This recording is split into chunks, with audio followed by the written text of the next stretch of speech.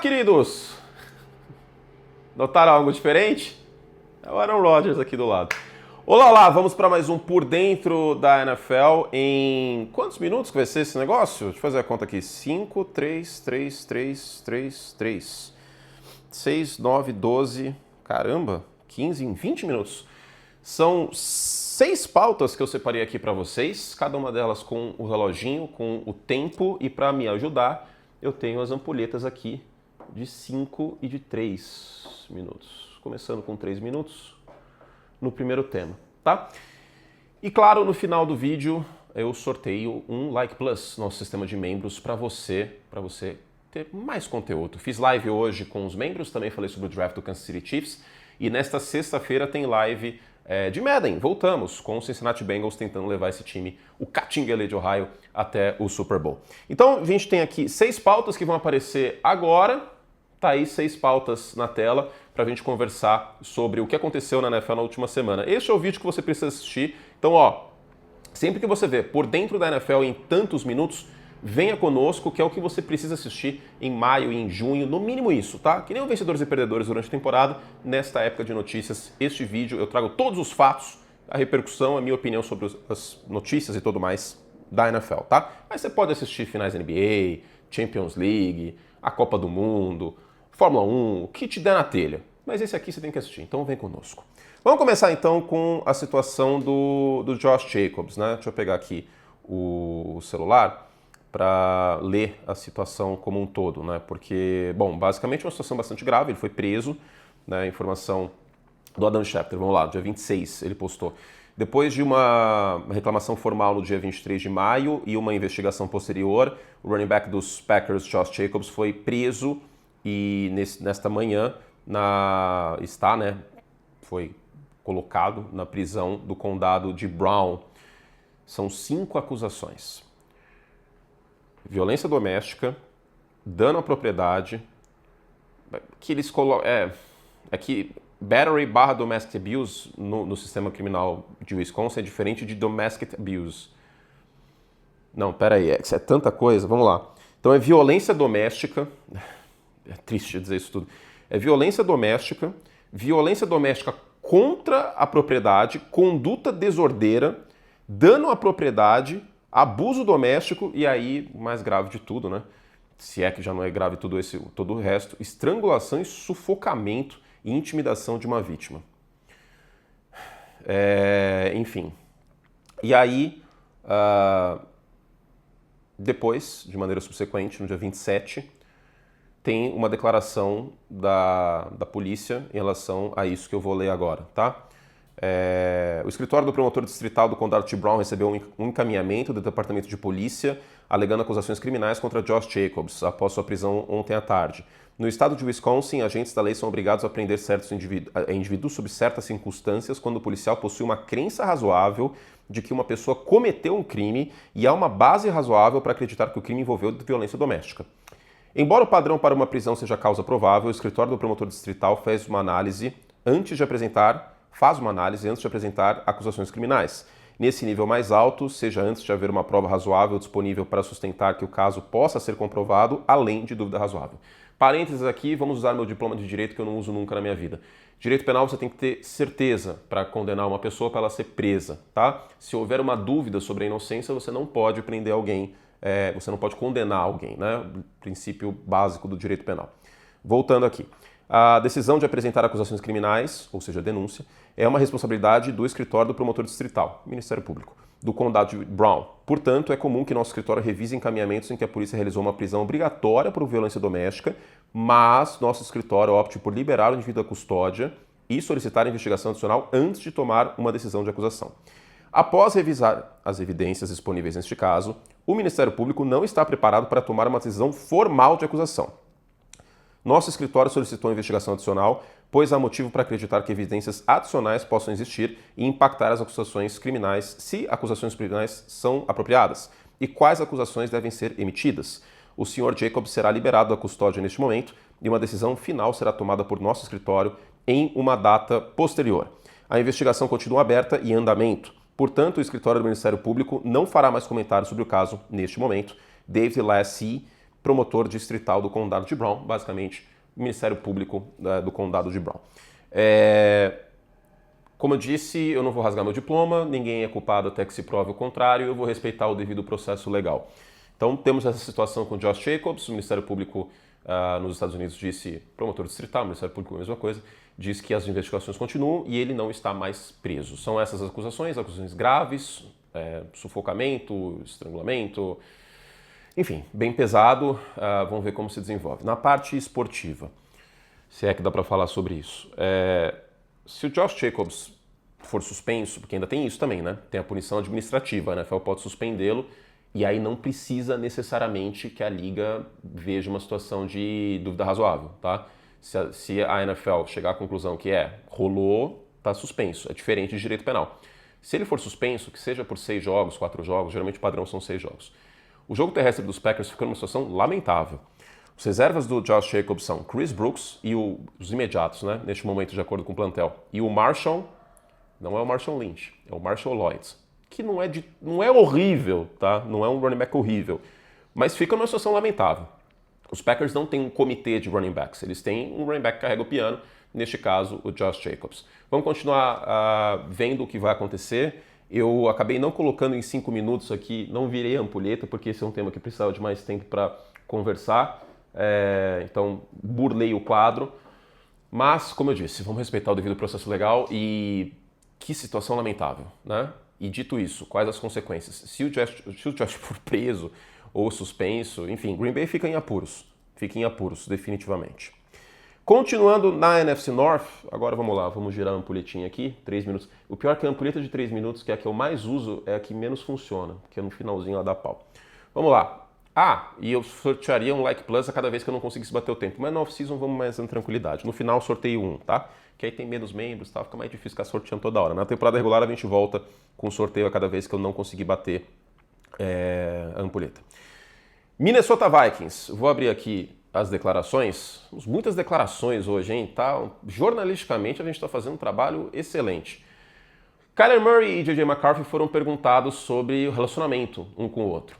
E aí agora está na tela o que foi dito pelo J.J. McCarthy. Aliás, essa tinta que ele passa no rosto, ele precisa rever isso aí, porque fica muito tosco. Não tá legal, ele precisa rever isso aí. Abre aspas. É como 2 caras numa sala de aula. Ele senta num lado da sala e eu sento no outro lado da sala.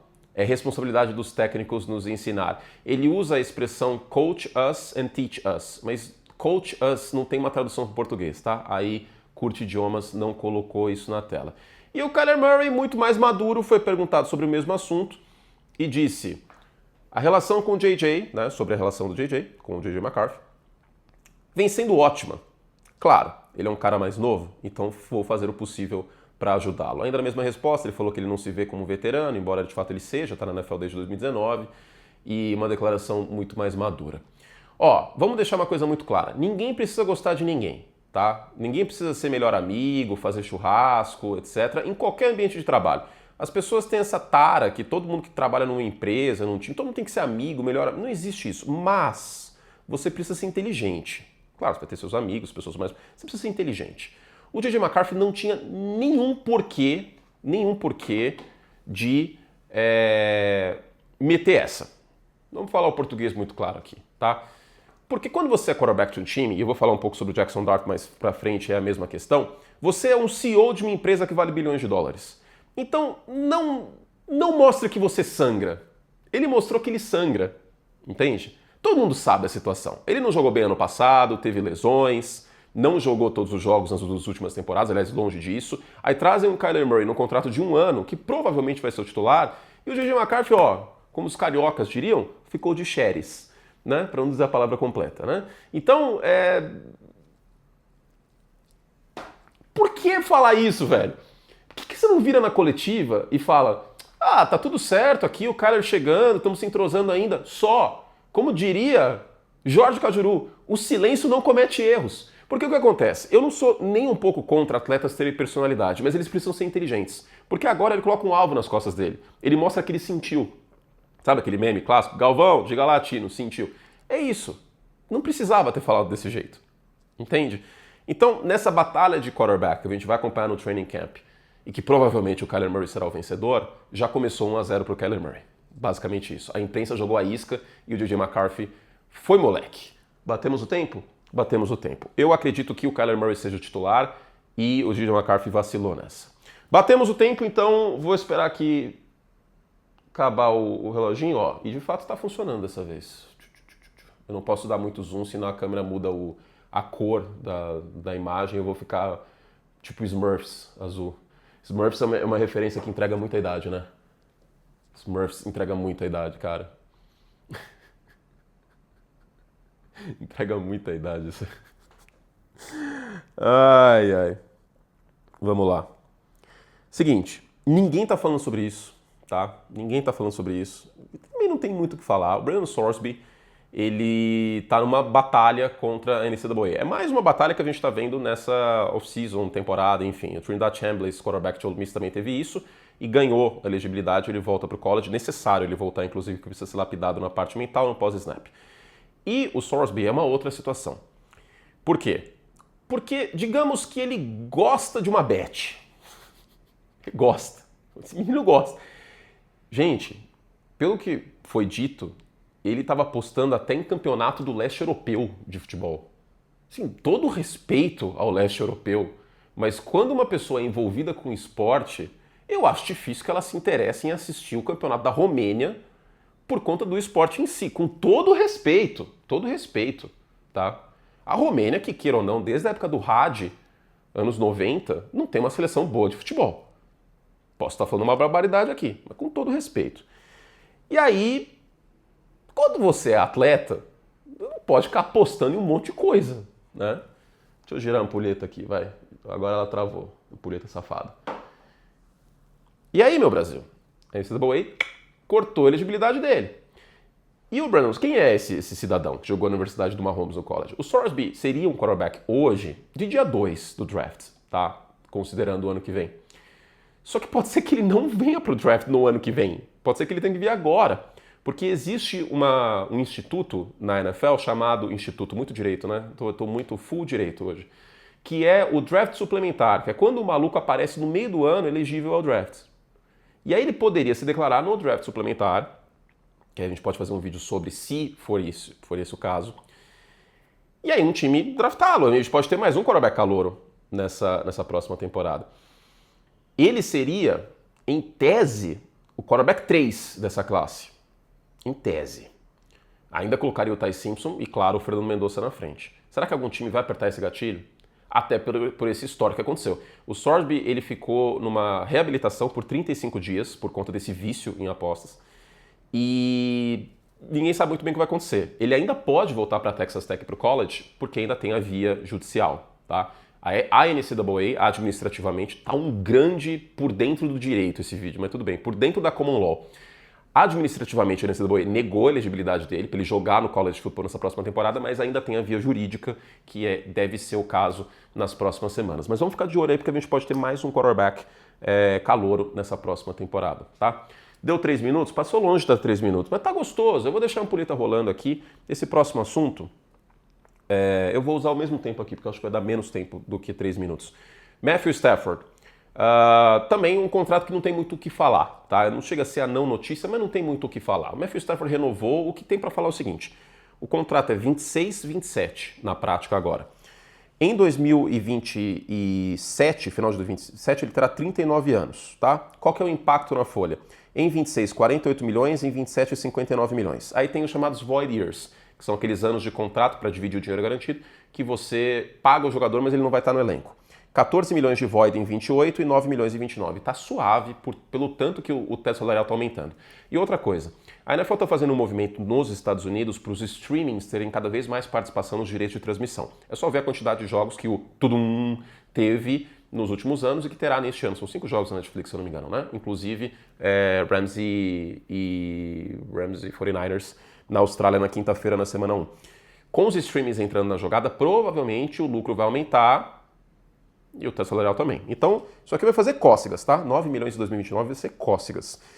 E o que tem que falar sobre isso? Que o Ty Simpson não deve ser o quarterback dos Rams em 26 e em 27. Tem um último ponto sobre o Ty Simpson que eu acho que eu não mencionei. O Matthew Stafford, ele teve um problema nas costas antes da temporada passada.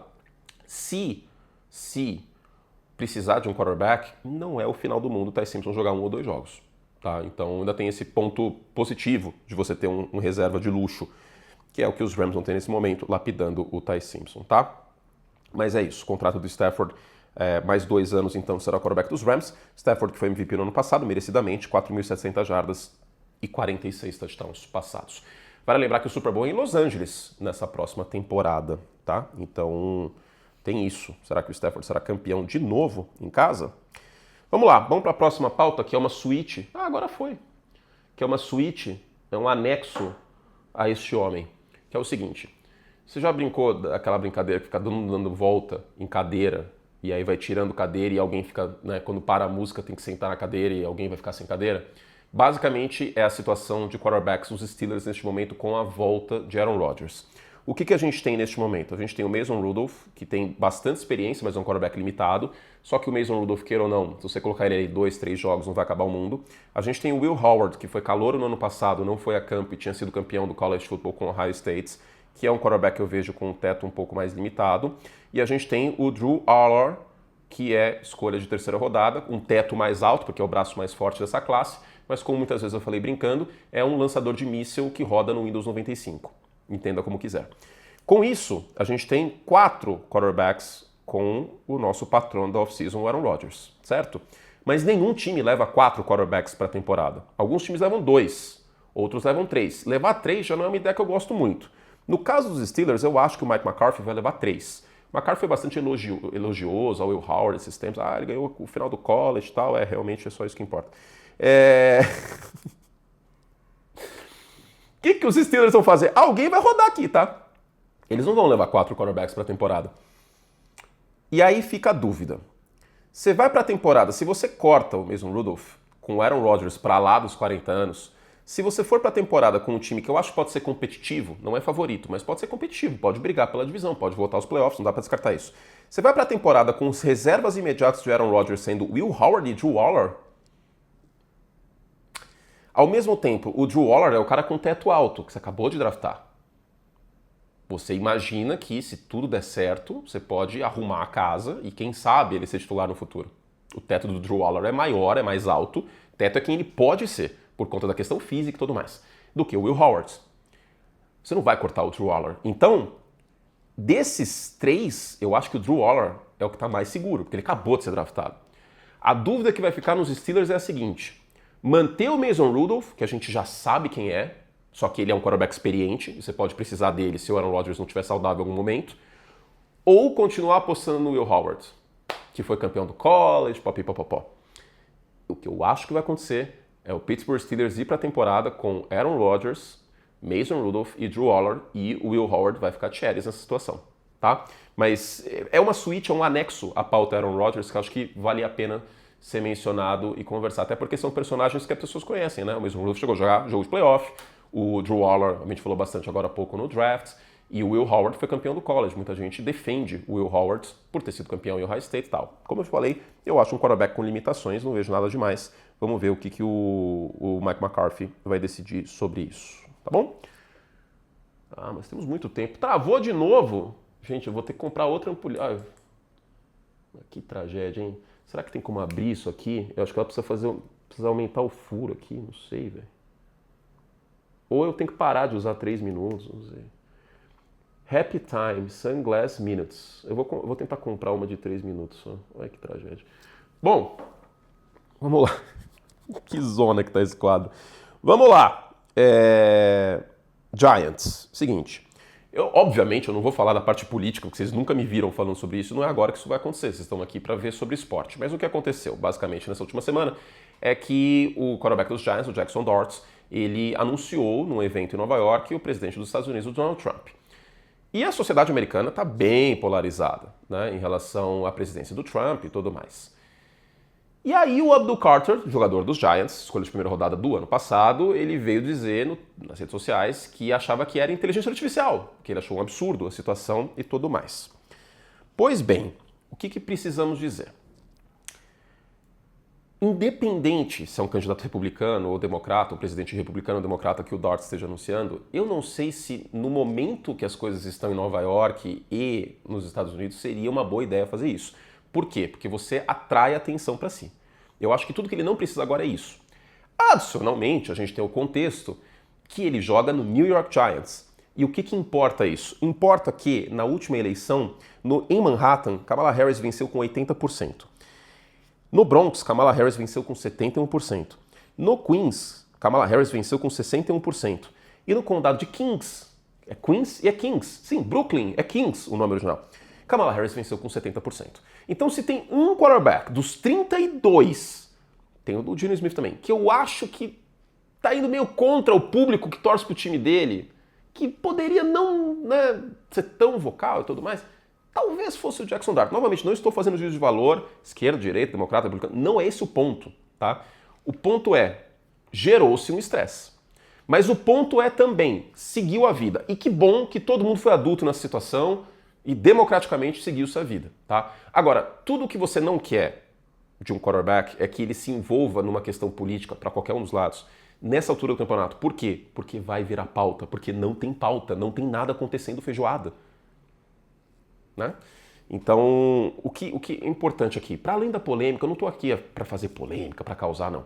Para pontuar, o Jackson Dart chamou uma reunião com o time e falou, gente, vamos seguir em frente e tal, e tá todo mundo na mesma página e seguiu em frente. E vale lembrar também uma coisa muito importante. O Jackson Dart, isso vale para o DJ McCarthy também, tá? Eu fiz a minha crítica em relação ao McCarthy, etc. Gente, são jovens. Jovem, independente se é baby boomer, se é geração X, se é millennial, se é geração Z, se é geração alpha. Jovem faz besteira, para não falar outra coisa. Não tem como. É aprendendo fazendo essas coisas que você aprende. Eu tive a minha cota de fazer besteira também. Por exemplo, quando eu falei que ia acabar a dinastia, vocês lembram dessa, 2014? Eu era um jovem de 22, 23 anos, né? Meti essa, entre outras barbaridades e bobagens que eu falei mais jovem. Hoje sou um bônus pater família, né? Homem casado, homem com esse bigode respeitoso. Mas eu tive minha cota de fazer besteira e falar besteira também, né? Não cometi crimes, óbvio, mas acontece. Eu espero que tanto o DJ McCarthy como o Jackson Dart, eles tenham visto a repercussão e entendido como que as coisas funcionam. É importante você ter personalidade. Eu acho que na democracia você tem que se posicionar e votar. Nos Estados Unidos o voto é facultativo, aqui no Brasil é obrigatório, mas tem que entender o lugar onde você está. Tá? Eu acho que talvez tenha faltado isso e também faltou pro J.J. McCarthy em relação à declaração que ele deu sobre o relacionamento com o Kyler Murray, né? Porque assim, vamos lembrar da época da escola. Você senta num lado da sala e eu sento do outro, são turmas diferentes, né? Toda a sala de aula era dividida por um muro de Berlim, que era a turma que sentava no meio das carteiras do meio, aí de um lado tem uma galera, do outro lado tem a outra, né? E aí ele dá uma declaração como essa, não ajuda, né? Pelo amor de Deus. Mas são jovens e segue a vida, né, Chive? Você também é uma gata jovem, faz tempo que você não aparece para as pessoas. Vamos mostrar você para as pessoas. Olha como ela tá enorme! Olha isso, como ela tá enorme! Minha bigoduda. Nós somos bigodudos. Ela tá muito grande, meus gatos são muito grandes, o Tom é enorme também. Vou fazer um pouco de rosca direta aqui com a Chive. Ó, fazer uma recomendação para a gente terminar o vídeo com alegria, depois desses temas tensos e tudo mais. Arepas. Eu descobri, porque eu estive em lua de mel em Kubanacan, e na Colômbia, Venezuela, as ilhas aqui do Caribe mais próximas à América do Sul, come-se muito arepa, que é um pãozinho, como se fosse um pão de milho, assim. Me lembra um fandangos enorme. É muito bom esse negócio. E tem farinha para fazer isso no Brasil, eu descobri, tá? Então, não dá tanto trabalho não. Você precisa hidratar como se fosse um cuscuz. Aliás, lugar de fala eu tenho, cuscuz paulista é medonho, sou contra o cuscuz paulista, sempre serei, parece que passou um furacão na praia. Né? Porque ele tem consistência de areia e tem tipo um peixe lá no meio, parece um peixe morto na areia, coisa horrível. O cuscuz paulista é medonho, parem de fazer isso. Vocês estão propagando o estado de São Paulo como uma culinária ruim. E a gente inventou a coxinha, a gente inventou o bife à parmegiana. E vocês ficam com paulista, muda o nome, muda pra outra coisa. Agora, arepas, bom pra cacete, recomendo, hein? Tô viciado em arepas. É isso, meu Brasil, fizemos todo o estrago que podíamos e aqui do lado está aparecendo os vídeos para membros. Eu analisei o draft do Kansas City Chiefs, a gente continua analisando os drafts aí no final dessa temporada e também tem vídeo sobre os Sunday Nights, os melhores Sunday Night Footballs, que você confere mais uma temporada conosco no ecossistema do Plim Plim. Um beijo para vocês, assistam e não deixem de ser membros. Amanhã eu espero os membros às 11h30 numa live de Madden, tá? Com o Cincinnati Bengals. E já deve estar sorteado nessa altura do campeonato o Like Plus. Um beijo carinhoso e até a próxima. Tchau!